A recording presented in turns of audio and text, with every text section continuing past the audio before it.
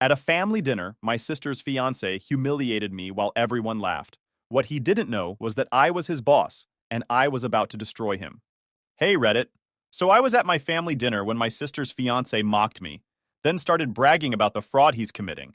He had no idea he was digging his own grave. Grab your popcorn and enjoy. This is gonna be fun. Name's Kai, 34 male, and I run a large freight and logistics operation. Fleet of 800 trucks, warehouses in every major port from Seattle to San Diego. My family thinks I drive a forklift. My mom genuinely believes I work in a warehouse doing manual labor. My sister Laura calls me the family failure. To them, I'm the college dropout who wasted his potential. The reality? I own the warehouses. My penthouse overlooks the harbor where my ships dock. Laura was always the golden child. Honor roll, corporate job mom bragged about. She got married young, divorced 3 years later when it didn't work out, and somehow that became another chapter in the Laura can do no wrong story, while I stayed the disappointment. Now at 29, she was engaged again, and mom was throwing this massive engagement dinner. So there I was at mom's dining room on a Saturday night. The spread was ridiculous.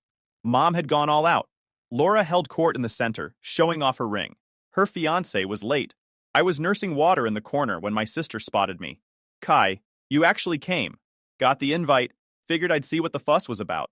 You couldn't have worn something nicer? This is supposed to be formal. I'm comfortable. Try to be pleasant tonight. Elias's family is very successful. His dad owns dealerships in Oregon. They're real business people. Before I could respond, the doorbell rang. Laura practically sprinted to the door.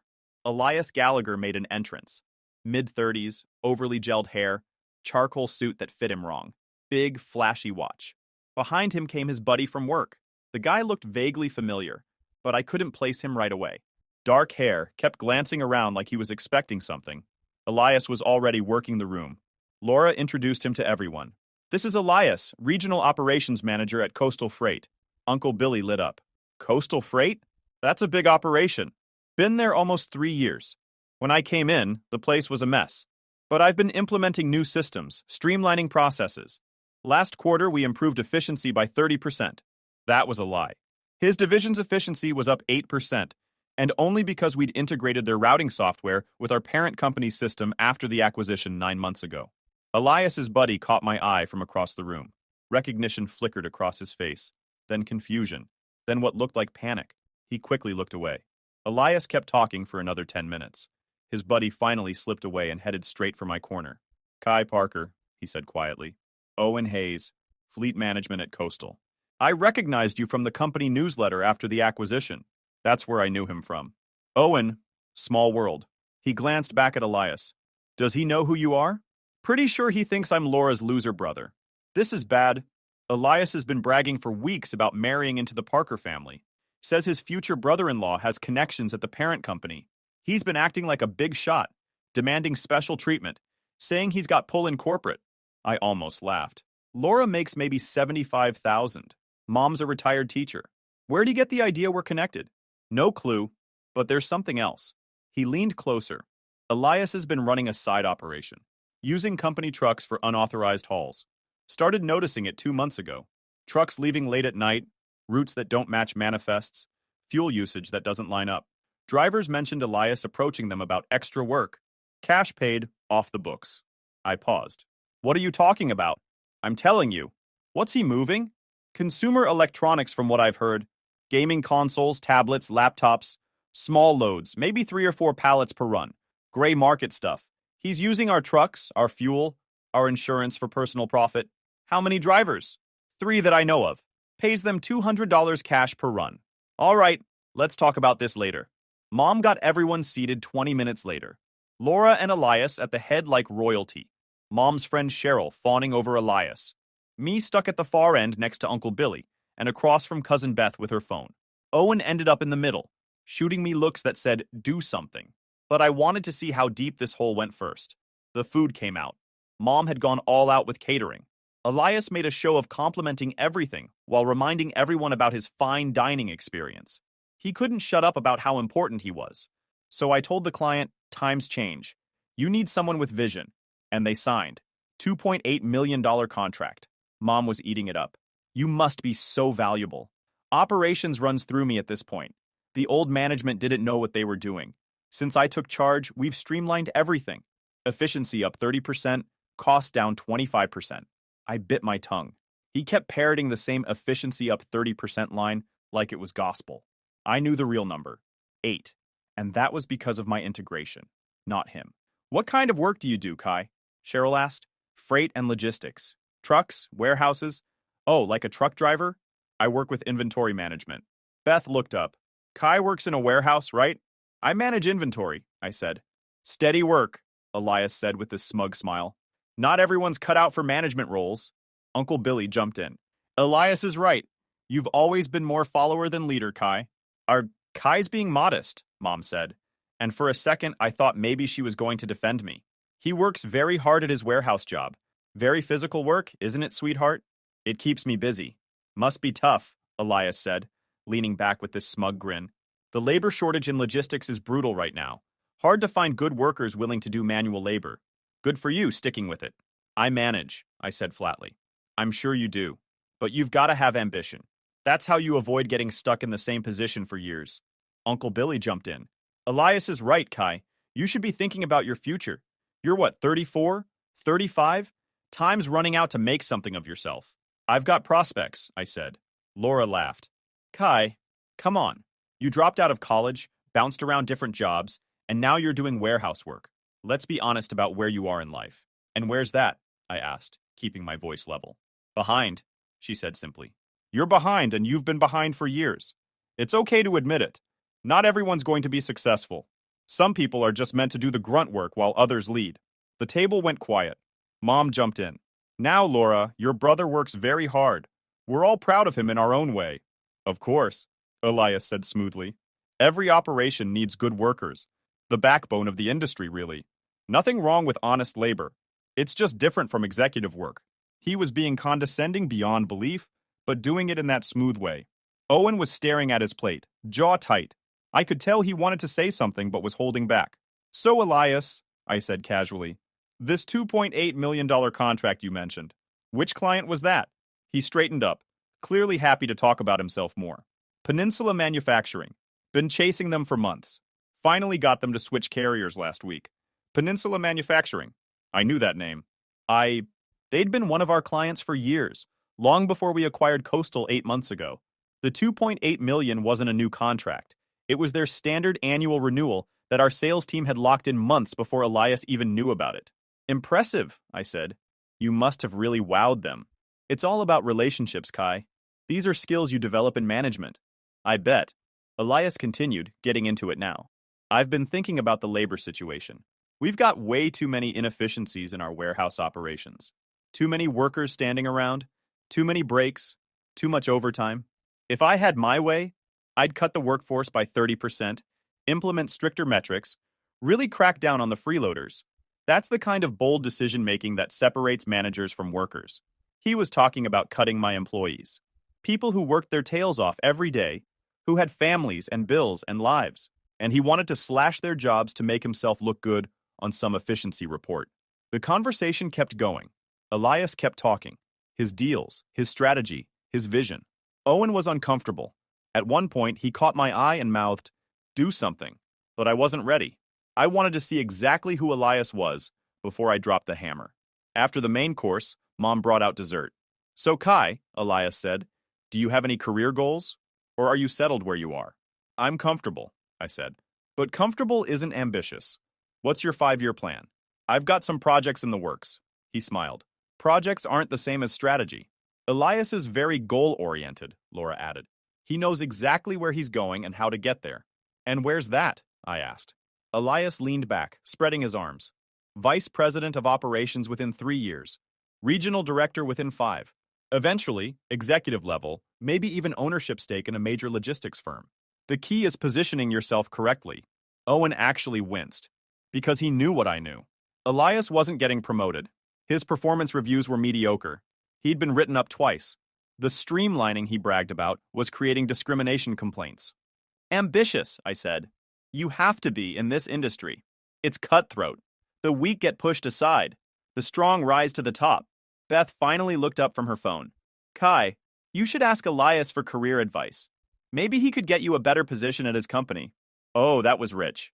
Actually, Elias said, you know what? I could make that happen. I'm always looking for reliable workers. Kai, if you're serious about improving your situation, I could probably get you into our warehouse. Entry level, obviously, but it's a foot in the door. Better than whatever situation you're in now. The table went quiet. Everyone looking at me, waiting. Laura looked gleeful. Mom looked hopeful. Owen looked like he was about to have a stroke. That's generous, I said slowly, setting down my fork. Let me think about it. Don't think too long, Elias said with a laugh. Positions like that fill up fast. Strike while the iron's hot. I'll keep that in mind. Good man. Elias raised his glass. To family, and to new opportunities. Everyone clinked glasses. I lifted mine but didn't drink. Owen was the only one not celebrating. He'd gone pale, jaw clenched, fork gripped tight. He looked at me with a question in his eyes. Are you going to stop this? Not yet. Because I'd just figured something out. This wasn't just about Elias being a fraud and a thief. This wasn't even about him humiliating me in front of my family. This was about something I'd been ignoring for years. My family genuinely believed I was nothing. They believed it so completely that Elias offering me an entry-level warehouse job at my own company seemed like charity to them, and they were all so pleased about it. Actually, I said, and something in my tone made Owen sit up straight. Before we toast to new opportunities, I'm curious about something, Elias. He turned to me, still riding high. Sure, shoot. You mentioned this side business earlier, the import-export thing. How's that going? The smile flickered for a second. It's in development, still working out the details. What kind of products are you looking at importing? Various things. Electronics mostly. Consumer goods. It's a gray area right now, lots of moving parts. He was trying to sound vague and mysterious, but I could hear the nerves underneath. Electronics, I repeated.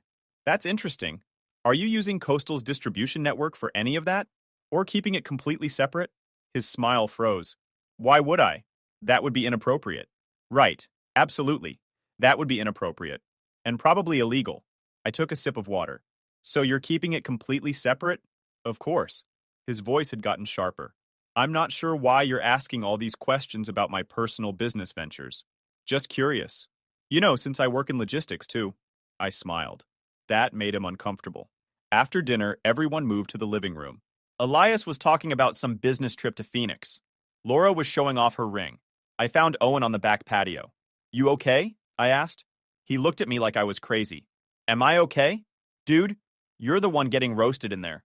Why aren't you saying something? I will. Just not yet. I leaned against the railing. Tell me more about this side business of Elias's. Owen hesitated, glancing back at the house. I don't have all the details. Just rumors, really. But word around the office is he's been using company resources for personal business. Trucks, warehouse space, even some of the drivers. There's talk he's moving product through our network without authorization. What kind of product? That's what I can't figure out. It's not showing up on any manifests, so either he's really good at hiding it, or it's not going through official channels at all. Fraud. He was committing freight fraud, using my company's infrastructure to run his own operation. The ball's on this guy. How long has this been going on? A few months, maybe? It ramped up after the acquisition. I think he figured with all the chaos of integration, nobody would notice. Somebody noticed. Owen nodded. I figured you'd want to know. That's actually why I came tonight.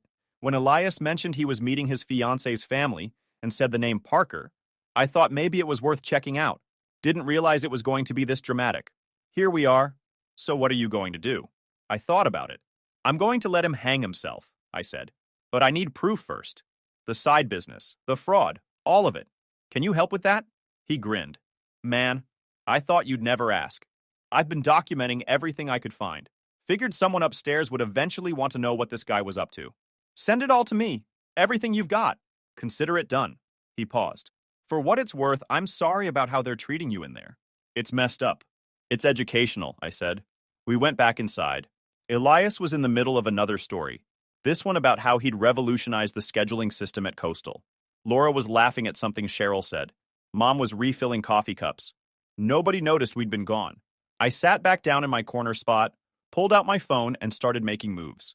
Sent a message to my chief financial officer requesting a full audit of Coastal's operations, specifically Elias's division. Sent another to my head of security, asking for surveillance on warehouse activities after hours. Copied my legal team on both. Then I did something petty. I pulled up Elias's employee file, reviewed his performance metrics, his attendance record, the 2 disciplinary notices he'd received, started building a case for what was coming. Owen sent me a text. Check your email. Sent everything I had. I opened my email on my phone. 3 attachments. The first was a spreadsheet tracking unusual truck movements.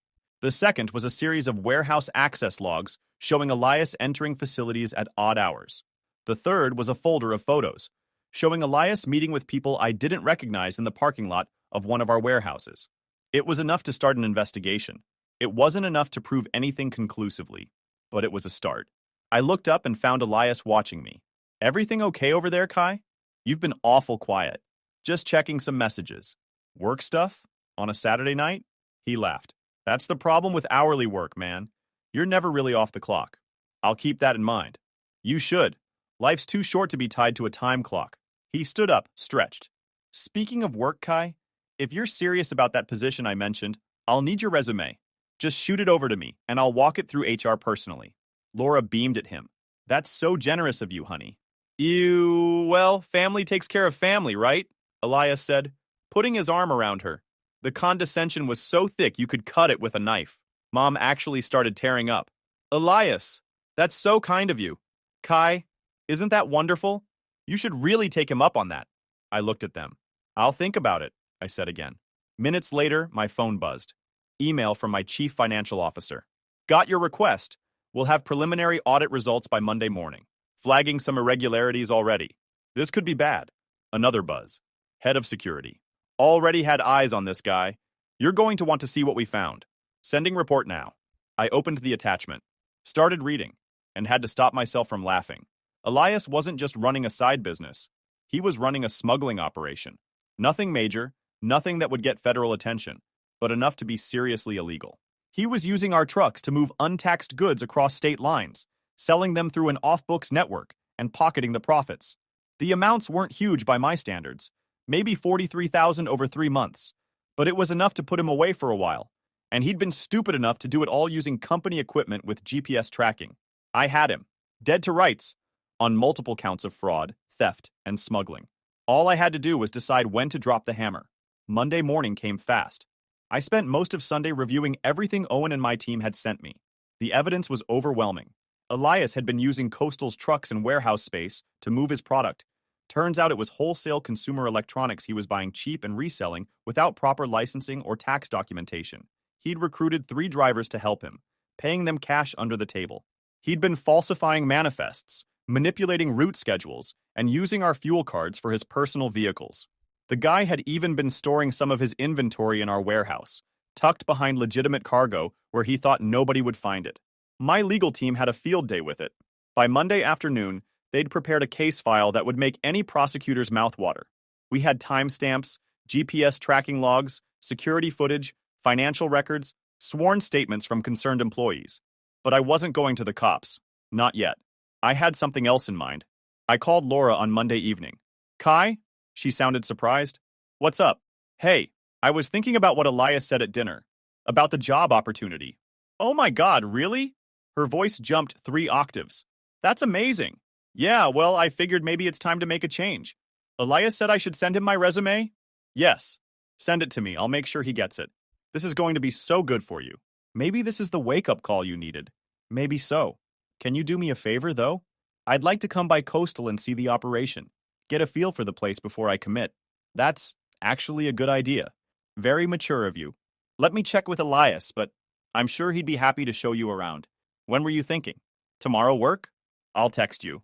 She texted me an hour later. Elias says Wednesday at 2 p.m. He's clearing his schedule to give you the full tour. He's really excited to help you, Kai. This is really nice of him. Wednesday at 2 p.m. Perfect. I spent Tuesday making preparations. Called my executive team into a conference room, laid out the situation. My vice president of operations, Natalie, nearly choked when I told her about Elias. He's been running a smuggling operation through our network, and he's engaged to your sister? That about sums it up. This is going to be messy. Oh, it's going to be spectacular, I said. But here's what I need from you. I laid out the plan. Natalie listened, took notes, asked a few questions. By the end, she was smiling. You're cold-blooded, you know that? I prefer thorough. When you take him down, can I watch? You're literally going to be there for it. Wednesday at 1:45 p.m., I pulled up to Coastal in my beat-up pickup. Wore my usual jeans and flannel. Looked exactly like what Elias expected. Elias was waiting in the lobby, all smiles. Kai, right on time. Ready for the grand tour? Absolutely. He led me through the facility, talking nonstop. Showed me the warehouse, loading docks, dispatch office. Introduced me to workers who looked confused. We ended up in his office. Small space, cluttered desk. He sat behind his desk, gestured for me to sit in the guest chair. So, he said, leaning back and putting his hands behind his head. Impressions. It's impressive, I said honestly. Bigger operation than I expected. Yeah, we move serious volume through here. And this is just one facility. Coastal has locations up and down the coast. Of course, since we got acquired, we're part of something even bigger now. Parker Transport Group. Ever heard of them? Can't say I have. Major player. They own half the freight companies on the West Coast. The acquisition was actually great for us. More resources, better technology, expanded network. Good example of how being part of something bigger can level you up. Sounds like you're moving up in the world. That's the plan. And with Laura's family connections, well, let's just say I'm positioning myself strategically. He winked. Between you and me, your sister comes from some serious money. She's been modest about it, but I've done my research. The Parker name carries weight in certain circles. I almost laughed. He thought we were rich. Thought marrying Laura was going to open doors for him. The delusion was insane. So about that position, I said. What exactly would I be doing? Warehouse associate to start? Loading, unloading, inventory management? It's physical work, but it pays decently. And the benefits are good. And if you prove yourself, if you show initiative and reliability, there's room to move up. I started on the floor myself before working my way into management. That was a lie. Elias had been hired directly into a supervisor role, but I let him have it. What about the schedule? Typical warehouse hours. Early mornings mostly, some swing shifts. You'd be punching a clock, obviously, but like I said, it's steady work. He was practically glowing. The great Elias Gallagher, savior of lost causes, generously offering his loser future brother-in-law a chance at redemption. That's really generous of you, I said. Hey, family takes care of family. And besides, Laura would never forgive me if I didn't help you out. He leaned forward, lowering his voice. Between us? She's worried about you. Thinks you've been drifting, lacking purpose. She asked me specifically to look out for you. So this isn't just a job offer, Kai. This is an intervention. An intervention. That was a new one. My phone buzzed. Text from Natalie. In position. Ready when you are. Listen, Elias said, completely misreading my expression. I know this might feel like charity. I get it. Pride can be tough to swallow. But sometimes you've got to admit you need a hand up. You're absolutely right, I said, standing up. Sometimes you do need help. And sometimes you need someone to show you reality. He blinked, confused by my tone. What? Tell me something, Elias. This side business you've been running. The one using Coastal's trucks and warehouses without authorization. How's that going? The color drained from his face. I don't know what you're talking about. Sure you do. The untaxed electronics. The off-books drivers. The falsified manifests. Ring any bells? He stood up, trying to look indignant. That's insane. Who told you that? That's slander. I could sue. You could, but you won't. Because it's all true. And we both know it. I pulled out my phone, opened the folder of evidence. Here's you meeting with your suppliers in our parking lot. Here's the inventory you've been hiding in Bay 7. Here's the GPS tracking logs. Here's 3 drivers willing to testify about the cash payments you've been making them. Elias's mouth opened and closed. No sound came out. But here's my favorite part, I continued. You know Coastal got acquired, right? Became part of Parker Transport Group? What does that have to do with everything? Because Parker Transport Group? That's mine. I own it. I founded it. And Coastal Freight, along with every other subsidiary under that umbrella, also mine. He sat down hard. You're bluffing. Am I? I walked to his office door, opened it. Natalie was standing there with 2 security guards and Owen. Mr. Parker, Natalie said, we've completed the audit. Would you like the highlights? Elias looked like he'd seen a ghost. Elias Gallagher, I said, my voice changing from casual to business. As of right now, you're terminated from this company and all Parker Transport Group subsidiaries for cause. Theft, fraud, misuse of company property, and running an illegal smuggling operation. Security will escort you from the premises. Your personal belongings will be mailed to you, after they've been searched for company property. You can't do this, he whispered. Laura will what? Defend you? After she finds out you've been lying to her? Using her? He tried one more time. I'll fight this. I'll hire an attorney. This is wrongful termination. It's not, and you know it. But please, by all means, get an attorney. They'll love explaining to you exactly how much trouble you're in. Oh, and Elias? I smiled, cold and sharp. That job offer you made me? Consider it retracted. Turns out I'm not a good fit for your organization. Security took his arms. He didn't resist. Just stared at me like he couldn't process what was happening. Owen stepped forward. For what it's worth, man, I tried to warn you. You should have been nicer to the warehouse guys. We talk. They led Elias out. Natalie handed me a folder. Full inventory of the stolen goods. Estimated value at $43,000. We've also flagged several other irregularities in his division that we'll need to address. And the district attorney's office called. They're very interested in the smuggling charges. Good. Process everything through legal. Cooperate fully with law enforcement. I want this by the book. Understood. She paused. What about your sister? What about her? She's going to find out. This is going to blow back on you. Let it, I said. She made her choice. They all did. I walked out of Coastal Freight feeling lighter than I had in years. My phone started ringing before I got to my truck. Laura. I let it go to voicemail. She called 3 more times. On the 4th, I answered. Kai, what did you do? She was screaming. Elias just called me crying. I terminated an employee for theft and fraud. You what? How did you? She stopped. What's going on? Parker Transport Group. Ever heard of it? That's the company that bought Coastal. What? She stopped again. No, you don't own anything. I'm the chief executive officer and founder of Parker Transport Group. And Elias was stealing. Silence. You're serious. Completely. But how? Why didn't you tell us? When was I supposed to? Between you calling me the failure or Mom forgetting to serve me dessert? Oh my God. She sounded like she might throw up. Oh my God, Kai. I didn't know. We didn't know. That's the problem, Laura. You never bothered to know. You just assumed I was a failure because I didn't follow your script, because I dropped out of school and didn't want the life you wanted. But Elias said a lot of things. Most of them were lies, including the part about you coming from money. He thought marrying you would give him connections, capital, influence. That's why he was with you, Laura. Not because he loved you. Because he thought you could help his career. I heard her start to cry. Is that why you did this? To get back at us? I did this because Elias was committing crimes using my company's resources. If he'd been anyone else's problem, I would have done the same thing. You could have warned me. Would you have believed me? Or would you have accused me of being jealous? More silence. What happens now? She asked quietly. Now Elias probably faces criminal charges. We're cooperating with the district attorney's office. He'll likely take a plea deal, might do some time, will definitely have a criminal record. His career in logistics is over. And your engagement is over, she finished. Obviously over. Mom's going to die. She's been planning the wedding for months. Mom will survive. Kai, I'm sorry.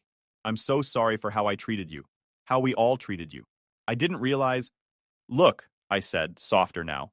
I don't need an apology right now. What I need is for you to understand something. I never flaunted my success because I didn't need to. I built my company because I love the work, not to prove anything to you or Mom or anyone else. But that doesn't mean it didn't hurt when you mocked me, when you made me feel like nothing. I know, and I'm sorry. Good. Now you need to tell Mom. Tell her what? Everything. Who I am, what I've built, what Elias was really doing. She needs to hear it from you. She's going to freak out. That's not my problem. You wanted to be the golden child? Congratulations. You get to deliver the bad news. I hung up before she could respond. 30 minutes later, Mom called. I let it ring. She left a voicemail. I didn't listen to it. Uncle Billy called. Didn't answer. By evening, my phone had 19 missed calls and 24 unread messages.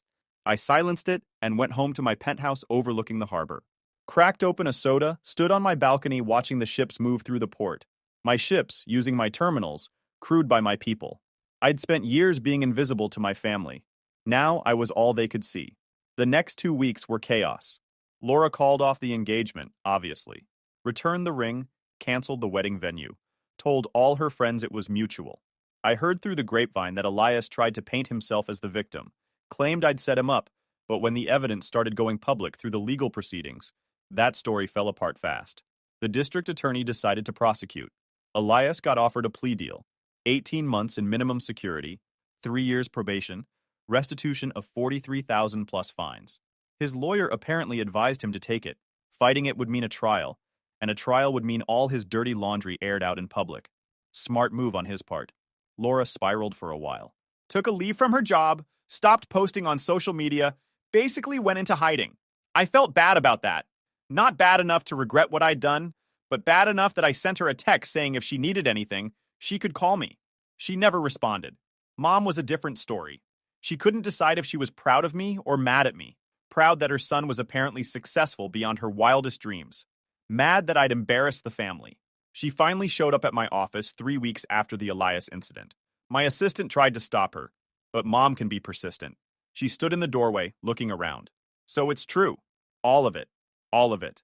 This whole time, you let us think you were struggling. Why, Kai? Why would you do that? I leaned back in my chair. I didn't let you think anything, Mom. You thought it because you never asked. Never cared enough to find out. You were so convinced I was a failure that you didn't bother looking past your own assumptions. That's not fair, isn't it? When was the last time you asked me about my work? Actually asked what I do, what I've accomplished? She opened her mouth, then closed it. I dropped out of college 12 years ago, I continued. And from that day forward, you wrote me off.